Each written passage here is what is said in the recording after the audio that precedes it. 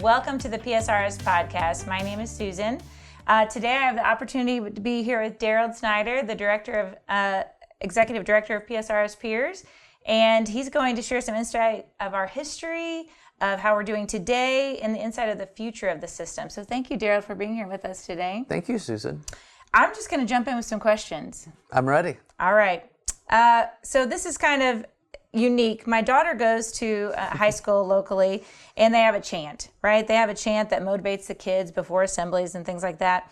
And the chant starts with, "Who are we?" And then the kids answer, "We are." But my question to you is, who are we? Are we a state retirement system? Are we a school district? Who are we? Yeah, it's funny you bring that up because it is a simple question, but it is kind of hard to answer. And I have that question quite often whenever I talk to people about what I do. And it's that common conversation you have with somebody and they say, "Hey, what do you do?" And I say, "Well, I work for the public school retirement system in Jefferson City, Missouri." And they kind of look at you funny, like, "Okay, I don't know what that is." Yeah. And they immediately say, "Okay, you're a state agency, right?" And I'm like, "No, not really. We're not really a state agency." And they said, "Well, public school, so you must be a school district." And I say, "No, we're not really a school district either." And it is hard to explain because while we are created by state statute, we really do act as an independent trust. And we're overseen by our board of trustees. We have a board of trustees that's made up of 7 members. And then we have the responsibility for providing retirement benefits to over 300,000 members at this point. And so that is kind of hard for people to wrap their head around really what our mission is at the organization and how we're structured. Oh, that's awesome. No, you wouldn't believe how many times we get that question of just like, who are we, and are we a state system? So this is good clarification. Right. I heard you speak the other day about the funding of our system, and you provided a powerful definition on that funding is fulfilling a promise. Could you elaborate on that concept today? Yeah, I believe that's exactly what it is. And kind of go back to your first question too, when you think about PSRS being created in 1946, and we were created in state statute. And that state statute not only defined how we were created and said there's going to be a board of trustees, they're going to hire the executive director is going to hire everyone else, but then what is our mission? Well, our mission is to provide a set of retirement benefits for our members. And I always use the word promise interchangeably with benefits because that's really what it is. Yeah. Is the legislature has promised Missouri's educators that if they'll dedicate a full career of service to Missouri's kids, to Missouri's communities, then in exchange for not only a salary, but they would also receive this retirement benefit and they would receive it for life. And so that promise is a huge promise, and it's one that's up to us as a system, the 175 employees that work here at PSRS Peers, to fulfill that promise and make sure that we carry it out by investing those dollars, by growing those dollars, by make sure we provide the services and educate people on retirement, on what their options are, and make sure that that promise is delivered. And then most importantly, when they get to that retirement age, like over 100,000 members are, that check arrives in their bank account at the end of each and every month for the rest of their life. And that's a huge promise that's been made, and it is up to us to carry that out. Wow, that's awesome. And I think it's very almost hard to believe when you think lifetime, right? Right. Like I go to some seminars and talk to people, and they're like, I go, "How long do you think you'll be in retirement?" They're like, 75, age 75. No, our oldest retiree, they're 109, I think. Well over 100. Yeah. I think we have over 70 retirees now. That number changes once in a while, but over 70 retirees that are over the age of 100. Yeah. And that kind of goes back to another point that I make is for most of our members that have a full career of service, their benefit that they're going to receive from PSRS Peers is their largest asset in life. For many of them, it's larger than their home, it's larger than their cars, it's larger than maybe their college education that they paid for, maybe larger than their kids' college education that they paid for.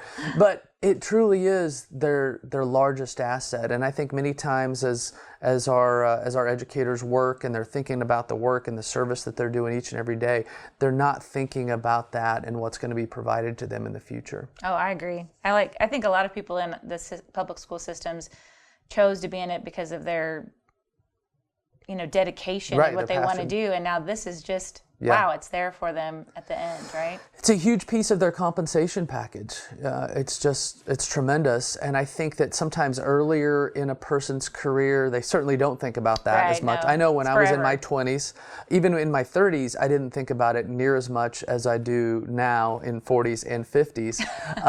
And you certainly see the value in that. And then I get the opportunity to talk to our members, both active members as well as retirees, and they get it. And they have that appreciation for it. And when I go out and I speak to retiree groups, they just want to make sure, hey, that check's going to keep coming, right? I say, absolutely. Yeah. Again, that's a promise that's been made, and it's our obligation to carry that out. That's awesome. So promises, benefits, good. My next question, this could go to various stages of those in their career today or those in their retirement. We have cost of living increases, and this might be on some people's minds more than others. But in a review yesterday, I realized that in the past 5 years, our eligible benefit recipients may have received up to a 16% increase in cost of living adjustments in the last 5 years. Can you speak to the cost of living adjustments part of the system? Yeah, when you look at our benefit package, again, that's created by state statute, there's several pieces to it, right? I always kind of equate it to if you ever go shop for a new car and you look at the sticker price on the car, there's all kinds of different attributes to that car, right? And everything has a different cost to it, from the four-wheel drive mechanism to the floor mats, and everything has a different value. Well, when you break apart our retirement system, there's a different cost to every aspect of it. But the two areas where we see really the most costs, and it's expensive to deliver that, but it's a great benefit, is the fact that our retirees get to retire early in life. And so we have many retirees that retire in their early 50s. And then the fact that we have a cost of living allowance that provides them an increase to loosely stay up with the cost of living during their retirement. So when we look at that cost of living allowance and we look at how they are able to keep up with inflation over time, that's extremely valuable. And if you look over the last 5 years, obviously in America, we've all lived through it, inflation has been pretty high. And so our law and our board policies allow us to increase that retirement benefit during that time. And we provided a 2% increase, a 5, a 2, and now this coming January, we'll provide another 2. Another 2. Well, my mom is a retiree, so she's blessed to have this. And I just know, it's been probably, 1996 she retired.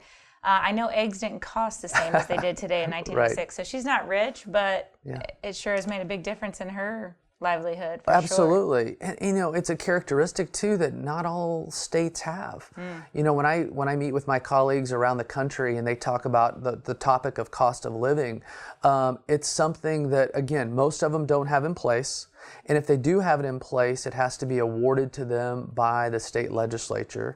I know there's many states that have gone 10, 20 years without a cost of living increase for their retirees. And when you go back to your mom's example, the cost of everything has gone up substantially. And if that retirement benefit would have held steady, that would have been a tremendous burden on her and her household. In her life. Yeah, right. Absolutely. Well, the other part of maybe the system that highlights a little bit of the cost pebble is the contribution rate. And I know just in this past October board meeting that the board set the contribution rate to stay the same, which is 14.5% for PSRS and 6.86% for peers. Right. I was looking again and I noticed that it seems like that has not changed in 15 years. Yeah. Is this typical for most pension systems? Yeah, there's so much in that question, Susan. So, and the answer is no, it's not typical. We are very happy that we've been able to stabilize the contribution rates over the last 15 years. That's a tremendous achievement, and it's largely because of our investment returns. Okay. And because of the ability of our entire organization to really keep a steady hand and weather the storms that we've been faced with. You know, when you go back to the 1990s were exceptional in terms of the investment markets. Times were good. The retirement system in the year 2000 was funded at 106%, meaning for every dollar that we had promised, we had about $1.06 in the bank, so to speak. Wow. And then you move to the 2000s, and you really saw that dot-com bust that happened in the early 2000s, 2000, 2001, 2002, where the markets were negative. Yeah. And then you roll forward to 08, 09, and we saw the Great Recession that occurred. And the U.S. markets were down substantially. And our retirement system didn't take as big of a hit because we have a well-diversified portfolio, but it was still a huge hit for the retirement system. So we definitely saw contribution rate increases for about an 8-year period of time. Okay. And then we really reached some stability in 11, 12.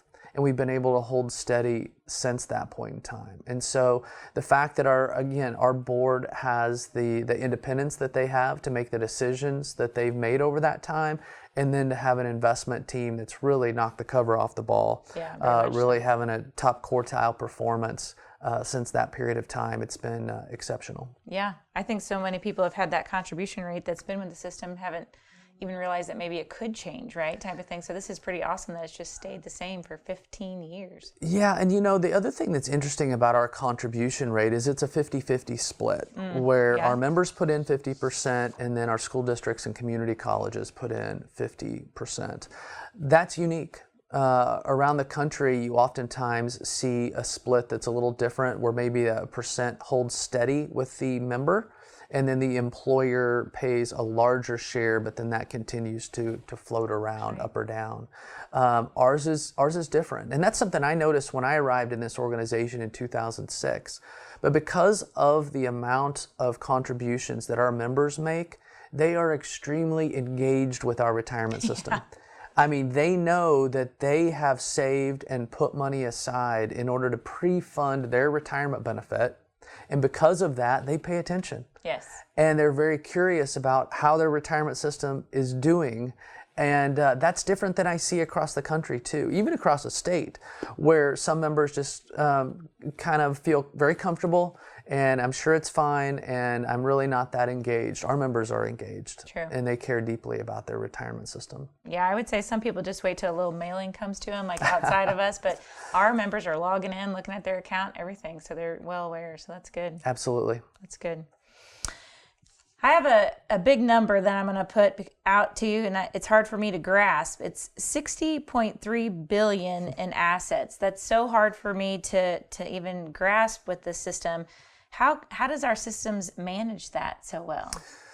It is hard to grasp. And again, that's another conversation that I have with people, and they'll say, oh, how much money do you have at the retirement system? And I'll throw out a number like 60 billion. And they're like, excuse me, million? Right. I'm like, no, 60 billion in assets. It's truly one of the largest, if not the largest pool of assets in the state of Missouri. And one of the largest, I believe it's the 45th largest in the United States now. Again, that number varies from year to year, and about the 95th largest in the world. So to think about a retirement system here in Jefferson City that is that size and has, obviously the obligation, the promise that's been made to the members, correct, we take that seriously. And we have a great investment team. We have about 30 individuals that work here in Jefferson City and in St. Louis, and we work with money managers around the globe. We have roughly 175 different relationships around the globe. 175. And hundreds of different contracts that are in place in order to put together this well-diversified portfolio. And, having $60 billion in assets and really having the staff that we have, led by Craig Husting, who's been the Chief Investment Officer for the systems for the last 25 years now. We have some great relationships around the globe, and we're really able to work with the best and brightest that the world has to offer. Awesome. And so this is not something that was constructed overnight. Again, going back to 1946, or in Craig's case, 1999, when he arrived at the systems. But, you know, when he arrived at the systems, I often ask him, I said, you know, what was the portfolio like at that point? And how many different managers did you work with across the country or the globe? And he said about 12. 12. So you go from about 12 to about 175. I think it illustrates not only the size of the portfolio and how it's grown, but really the complexity as well. Yeah. Wow. 60.3 billion. That's amazing. So in speaking of investments, the other day we were around the coffee pot. That's where like I hang out quite a bit of the mornings these days. But they were talking about how PSRS peers outperformed their portfolio benchmark by 6.5%, which I believe equates to 6.5 billion. Can you elaborate on how this is so important to our members to understand that they outdid that benchmark that's set there for them by 6.5%? Yeah, you know, as you can imagine, our investment team being numbers people as they are, they're constantly looking at their performance. And we have, again, a very well-diversified portfolio. And within each asset class is benchmarked to what the world would be like if they just simply put that money in a passive type of an investment. Right. And so you hope to outperform that benchmark over time, and our team has definitely done that. And as you just said, it equates to billions of dollars of outperformance. So if you look at a 10-year time period, and our investment team, due to the relationships that they forged, the money managers they've selected, and really the weight that they've given to each of the investments, if you say they've outperformed the benchmark by $6.5 billion, then that goes straight to the bottom line. And what I mean by that is that if we didn't have those dollars coming from our investments, well, money only comes from two other spots. That's contributions from the members and contributions from the employers. So if we didn't have it from investments, it would be coming from one of those two areas, or adjustments to benefits, and we know nobody wants adjustments on the benefit side. So yeah, it really does go straight to the bottom line, and that has, again, allowed us to kind of weather the storm over these last 24 years of volatility dating back to 1999 and 2000. Wow. Well, today you have poured the knowledge out, and I appreciate it so much. Thanks for taking time to talk with us today, and maybe we can have you back for more on another show. Well, I really appreciate it, and I love talking about our retirement system. You know, when people do ask me about the retirement system, they always make a nice comment and say, hey, I hear we have one of the best retirement systems in the country. And you know, I always kind of drop my head, and I don't want to fully embrace that because it feels a little bit. And but they're right. We really do have one of the best retirement systems in the country. And we don't take that for granted. No. I think when you look at the structure that we have, the board that we have that supports us, the staff that we have, the membership that supports the organization, and you look at those attributes of the benefit structure that you've talked about today, and then the fact that we're well funded. We haven't even touched on that today. No, we actually didn't. But to have a funded status where we're pre-funded at the level of this year, 87% on the PSRS side, over 88% pre-funded on the peers side, is an exceptional position to be in. So again, a lot to be thankful for. Very much so, very much so. So I really appreciate everything today, and we'll see you listeners next time.